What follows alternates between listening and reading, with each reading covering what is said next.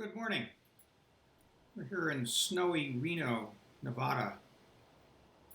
Going to take a flight down to San Jose, where hopefully it's a little sunnier, in the Zibo Boeing 737 version 3.31T.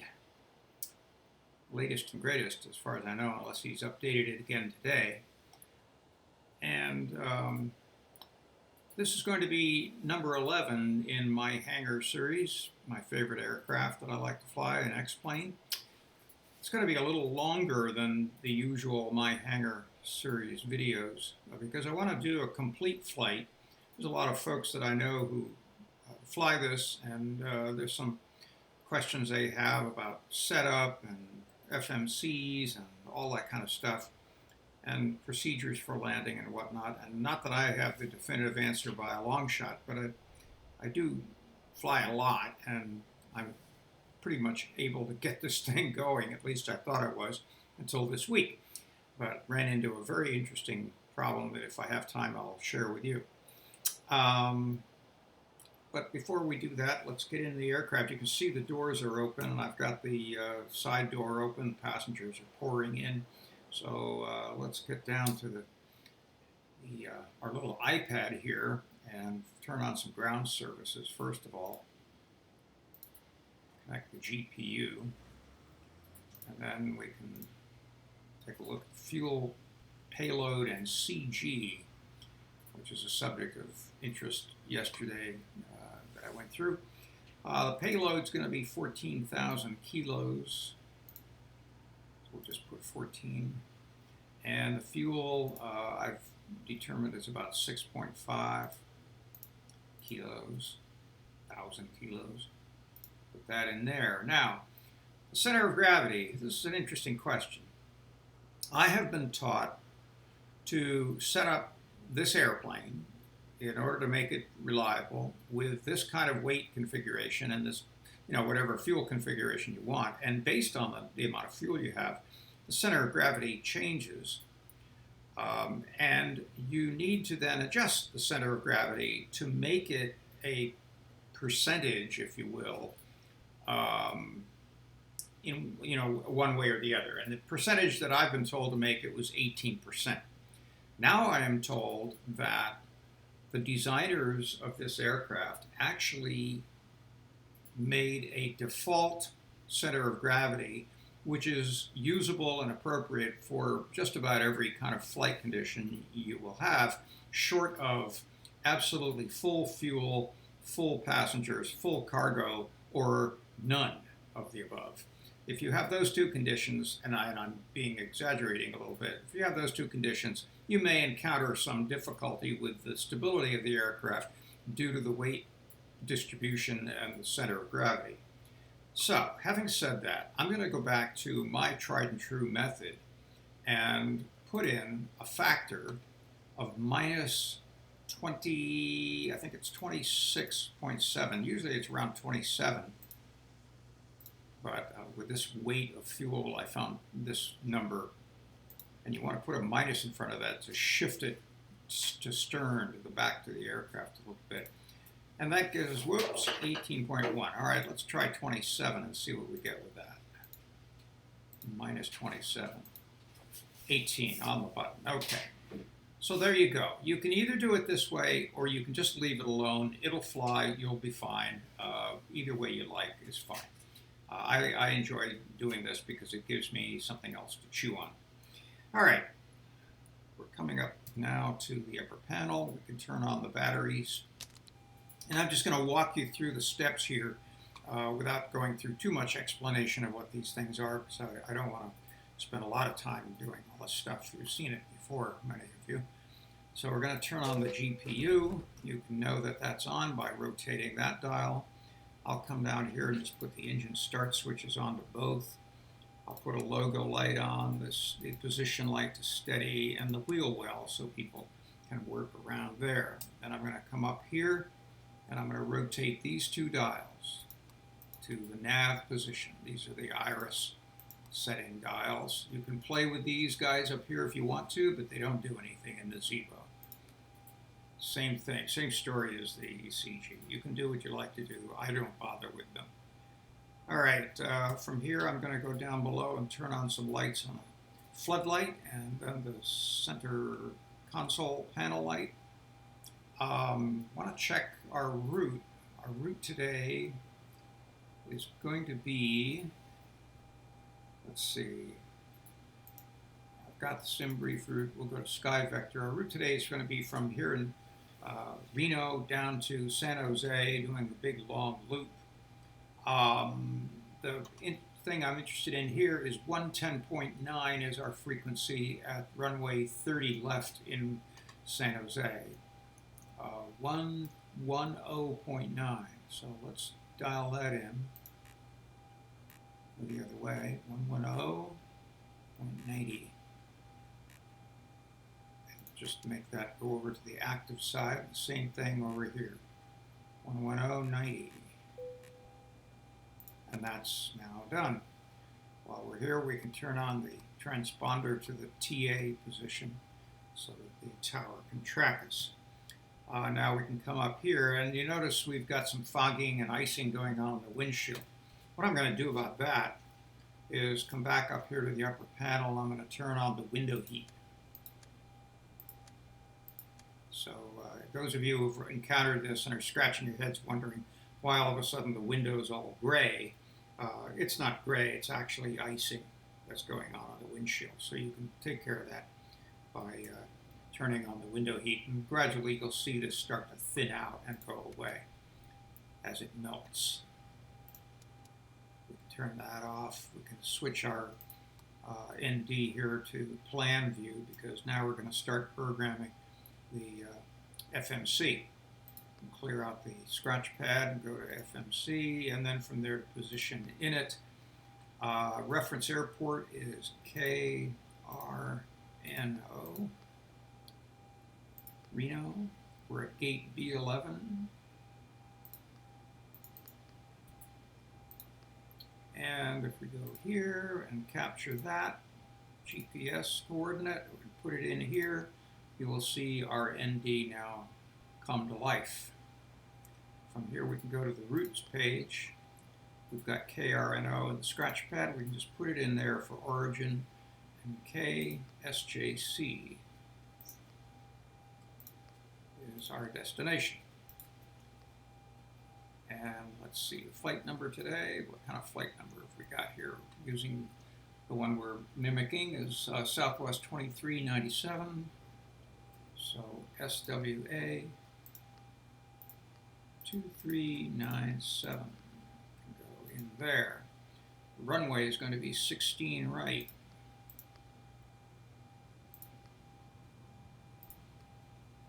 And from there we can go to performance in it. I just tap this left-right key, or this number 1 key. It fills in the gross weight, and then I will compare that to SimBrief. Let's see what SimBrief has to say about gross weight. They say the ZFW is 59.9 or 60. To round it out, let's go back to that. So let's just say 60. Put that in ZFW, and you'll see this gross weight number change to now 66.5, which is pretty close to what SimBrief had also. Okay, working our way down, I'm going to put in a reserve 2 and a cost index of 20. And the cruise altitude is going to be 280. Now we want to take a look down further on the SimBrief page to the actual flight plan or flight record. Let's see what they call that. I thought they had a name for that here. Paperwork preview, flight plan downloads. Okay. Usually they have a title at the top of it. So if you scroll down there, flight log, that's what I was looking for. So you look on the flight log and you go down the left side and you find top of climb, TOC.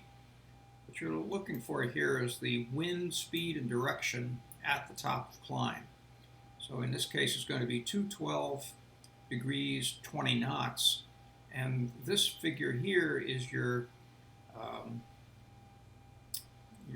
temperature deviation at that point. So 212.20 minus 3. 212/20. You'll need the 0. Put that in here, and then minus 3. So you're going to do minus 3, like that. We're going to put that in the ISA deviation slot, and that will fill out the whole section for temperatures. Transition is 18,000. We can go ahead and execute that and go to the N1 limit page. Now here we want to get the outside air temperature, and you can get it right here on the lower ND of in the center navigation display, or so the engine display, the performance display.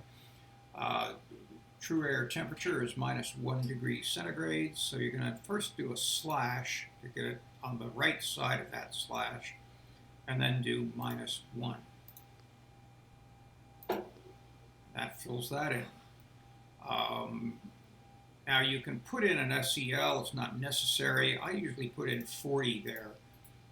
And the SEL is the assumed temperature thrust reduction, which is a figure that's calculated, and it reduces the output of the engines for economy purposes, but yet doesn't impede the takeoff or anything like that. I'm not going to bother derating the aircraft any further. It's a snowy day. I want all the power I can get. So we'll go from here to takeoff. I'll put in 5 for flaps, which is a standard number. Real pilots go through a whole series of computations to get to the flap setting based on their load and so forth. We don't need to do that. We'll just put in 5, which is general average anyway. From here, I'm going to tap on the CG key, and you'll see it fills in 18%, which is what we calculated back when we were doing the fuel page in the iPad. We've got a trim of 5.77. We'll deal with that in a couple of minutes. We can go V1, V2, VR, and V2, and the V2 speed that is going to be our takeoff or rotate speed is 146. From here, we can go to departure and set up the route. Now we're taking off from runway 16 right, and we are going to use Zephyr 6, I believe was the, Zephyr 6 to Derby. So Derby is our transition, and from here we can go to the approach, or the arrival I should say, and we're going to be landing on 30 left, which is here. Our transition into the landing is going to be Clyde, and the star we're going to be using is Razor 4, right there. Now you notice Razor 4 had a transition point at stubble, which is right down here. That doesn't appear on the list. If you scroll down, it doesn't show up anywhere on there. So that just simply means you have to add it yourself. So from here we go back to the routes page, and you see it's got 3 sections, so 3 pages. So we'll go up to the next page, and here you've got a discontinuity after Derby, and that's where you want to put STUBL. So STUBL. And just put that right here on the right number 2 key, and it'll delete that discontinuity and fill out the route, which you can see now if we go to the legs page and activate it and execute it. Now we can step through the route. See, we've got a magenta line now, and we can just go to Zephyr, E-pose, Derby, stubble, from stubble to Razor, ouch, nicked. You get the idea of these waypoint names. Scoper, Clyde, there's our transition into San Jose and on in. So having done all of that, we can come back, whoops, let's scroll back here and get to the beginning. There's no button you can push to automatically do that as there is on Airbuses. All right, so from here, let's go to the init ref page, which brings us back to takeoff reference. 577 is our trim setting. I'm just making adjustment in my cable there. All right, so there we have our trim wheel and indicator, and a 577 is where we want to be. We're a little less than 5 right now. So I'm using a key that I have mapped to do this, and right in about there looks pretty good. And then the V2 speed for takeoff is 146. So we want to come up here to the speed bug and rotate that dial so that that reads 146. You see how clear our windows are now? Oops, we passed it. There we go. 146. So we're good. Now let's continue our journey here through the upper glare shield panel. We start off with this dial here, which is your minimums. And you can set your minimums. They show up down here on the PFD. And pretty much a standard for decent weather and on an ILS runway in a 737 is going to be about 150 feet. You can make it 200 if you want. That's okay. This is done by radio, a radio signal down to the ground. If you wanted to do it by baro, and there are cases where you would want to do that by a barometric reading, if there are hills or something immediately preceding the runway, you don't want those to accidentally trigger your minimums call out. Then you can go to your iPad. There's a preference in your iPad to change this from radio to baro. All right, we come over here. We want to rotate this back up to our map view. The barometric pressure here at Reno is going to be 3001. So just rotate the baro dial to 3001. I have it set to do that on both sides. That's another iPad preference. So you can either leave it independent, so you have to go and set both sides yourself, or you can have it set automatically to adjust the first officer's side the same way that the pilot's side is. Okay, scrolling across here. If we want to set something here that you get from two places, you can either get it from here or you can get it from the FMC, and I'll show you where. This is the approach course into San Jose, in this case runway 30 left. So the approach course that we're going to be following is 306.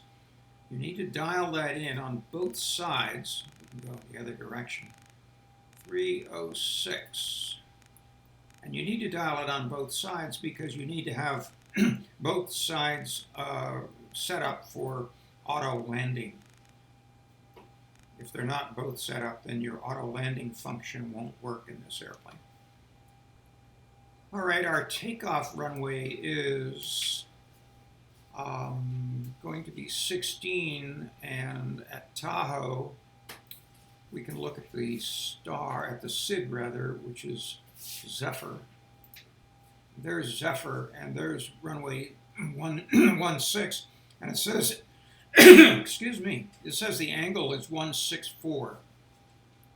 So we can take that and put that into our heading bug.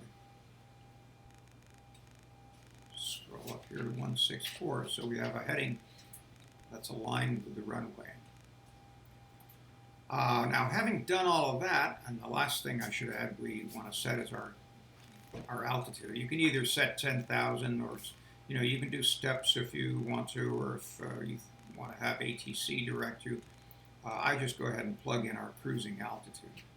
So now, since we are on a runway that aligns with the first waypoint of our SID, within 10 degrees, we can then go ahead and implement, whoops, I thought we could. What happened? Oh, I know what we need to do. We need to turn on the flight director, and we need to turn on the auto throttle system. And now you can go ahead and activate and arm the VNAV and the LNAV buttons. If you weren't on a runway, if you're on a runway and you weren't going to a SID, let's say, and you wanted to take off and just veer to the right and go over the mountains or whatever you wanted to do, then you probably wouldn't be able to set your LNAV on while you're sitting on the ground. You could do it once you're flying and heading toward a runway, or heading toward a waypoint, I should say, but not while you're sitting on the ground. Okay, so that takes care of setting up that. Let's just take one last look down below here. What we can do is I have a lever on my yoke to just take the spoiler or the speed brake out of the armed mode. In Boeings, you don't have them armed. Boy, I got a frog in my throat this morning. So we're all set there. Let's go up here and set everything on the upper panel so we can get ready to push the aircraft and start the engines. So the first thing we need to do is tell people to sit down. So let's close the doors. Go outside and hit that, and we'll close that door. Boy, it's really snowing out here this morning. We have to go over and get the plane washed off. All right, take a look here and close those cargo doors. And then we can come back inside and tell people to sit down, fasten their seat belts. And we want to put some fuel on. I'll go ahead and put all 4 of them on. You do need to have the fuel on in order to start the APU, so might as well do all 4 of them at the same time. I just hold that down until I see that little EGT needle start to rotate. And then let's go through the rest of the switches, just doing our pattern through the columns of the upper panel here. We've got those on already. We'll come down here and put the electrical switches on. The trim goes on, trim air. The isolation valve can go to auto. Open or auto is either way is fine. We will then set our cabin altitude to our cruise altitude, 38. And the altitude at San Jose is about 65 feet or so, so we'll set it to the nearest 50-foot level. Now that we've got a blue light here, we can go ahead and switch over to APU generated power, and we can turn the GPU off. And now that we're on APU, we can turn on the APU bleed. That controls air conditioning for the cabin. All right, now that we've done that, we can turn off our ground services by disconnecting the GPU. You can see the GPU is now gone. And let's come back up here and see if there's anything else we need to do. That's done. We're going to be moving the aircraft, so you always have the anti-collision light on when the aircraft is moving on the ground. The wheel well light can come off so people aren't down there on the wheel well while we're starting to move the aircraft. Everything else looks good. So that takes care of part 1 of this 2-part episode. I will go ahead and fade this out, and then if you would switch over to part 2 video, we will then start up the engines. We'll push the aircraft, start up the engines, taxi out to runway 16, take off. We'll do some little bit of cruising, and then we'll land down at San Jose. So hopefully the 2 videos will be both about the same time. So I'll see you soon.